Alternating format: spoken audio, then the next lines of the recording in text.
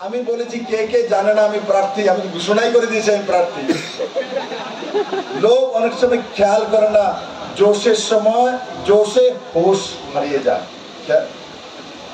খেয়াল আছে? জোশে হোশ আর আমি বলে দিয়েছি আমি যে প্রার্থী হয়েছি, কে কে জানেন আমি বলে দিয়েছি অ্যান্সার। বলার পর দিদি আর চলছেন জানি না।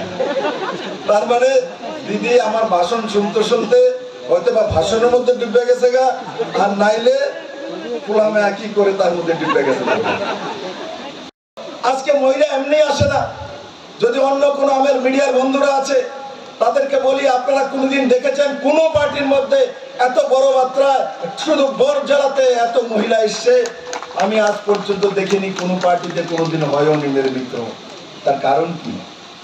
নিমন্ত্রণ করাতে চলে এসছে, মহিলা মোর্চা বলাতে চলে এসছে না, তার জন্য এসছে এরা জানে যে নরেন্দ্র মোদীকে ভোট দিতে হবে, কারণ মোদী মহিলাদের পক্ষে কাজ করে মেরে মিত্র, মহিলাদের সশক্তিকরণের কাজ করে।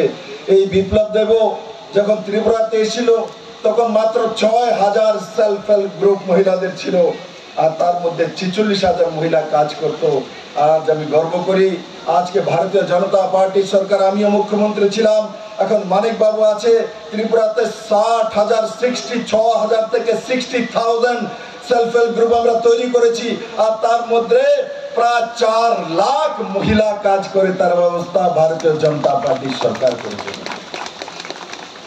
যে বিপ্লব দেব ভারতীয় জনতা পার্টির সরকার চালায়, এই মহিলার দেখুন হাড্ডিগুলো বেরিয়ে গেছে, পেটে ভাত নেই, চোখ দেখা যায় না, উনি শুয়ে আছেন মৃতপ্রায় অবস্থাতে।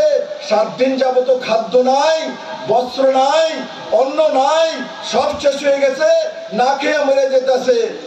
আমিও তো কম না, যখন বলেছে আমি সিধা বাড়ির মধ্যে ডিএম এসডিএম ভিডিও পাঠিয়ে দিয়েছি।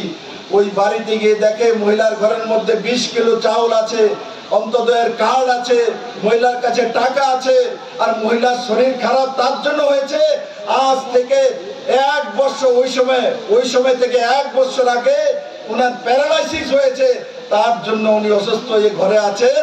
আর সেই মহিলার ফটো দিয়ে বলছে বিপ্লব দেবের সময় মানুষ না খেয়ে দেখুন শুধু হাড্ডিটি দেখা যায়, মাংস নাই শরীরের মধ্যে। আরে মিত্র, এই সিপিএম এর এই দশা, আগে তাদের মিছিল হতো, আপনাদের কি শুনতে